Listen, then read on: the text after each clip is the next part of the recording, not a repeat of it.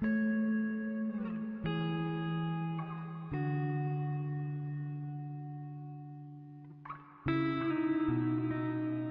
me, it was something that I was doing that was good, it was healthy. My father-in-law would run, and I would kind of join him for some runs, and he started getting me into marathons.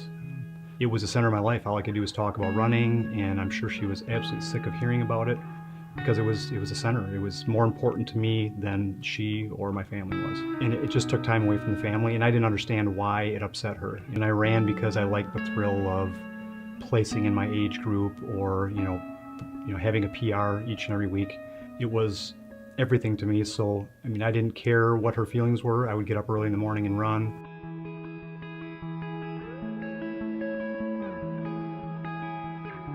My wife had attended Moms and More and some Bible studies here at Appleton Alliance Church, and she suggested we start attending church at Appleton Alliance. I ended up wanting to come to church instead of feeling obligated because I had to.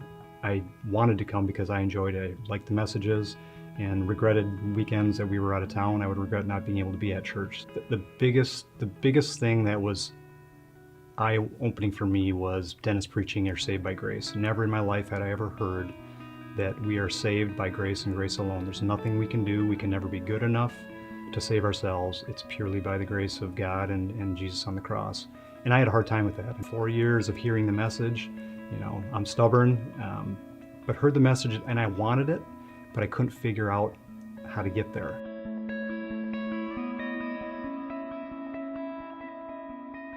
Came into church one morning and there's some guys handing out pamphlets for men's fraternity, and I thought, I heard Pastor Dennis say you need to become more involved at church other than just attending on Sundays.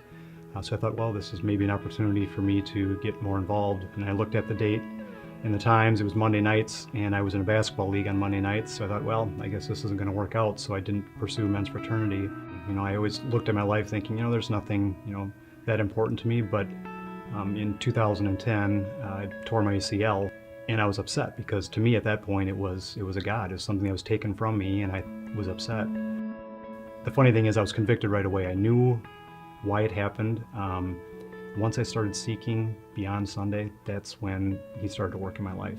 It was Pastor Dainsbury was doing a 1 John Bible study, and at that particular Bible study, I didn't even own my own Bible at that point in time. I would bring my son's Bible so I'd look like all the other guys at the Bible study.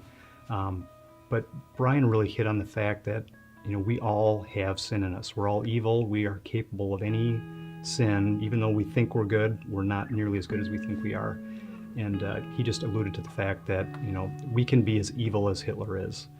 And that hit me hard because I always thought I was a pretty good person, but then I really started to think about the thoughts that went through my mind. I had some pretty evil thoughts. And in the past I would have said, sin is acting on those thoughts. But once my eyes were opened and I surrendered, I started to see that even my thoughts, are sinful. We think we're all dealing with something that's so personal that nobody else is dealing with those same problems. But when you start to talk to people, everybody's dealing with the same problems, the same thoughts. And it just makes it a lot easier talking to people and being able to open up and share, the struggles that we're having. Next day, I went out and bought my own Bible. It was May 13th, 2011, and I will always remember that day. For me now, it's really my quiet time in the morning. I'll put on a podcast of a sermon, and it's really become my time, talking with God. The biggest thing for me is just not having that weight, that guilt that I walked around with for years is gone. So it's really that freedom that has really affected me more than anything.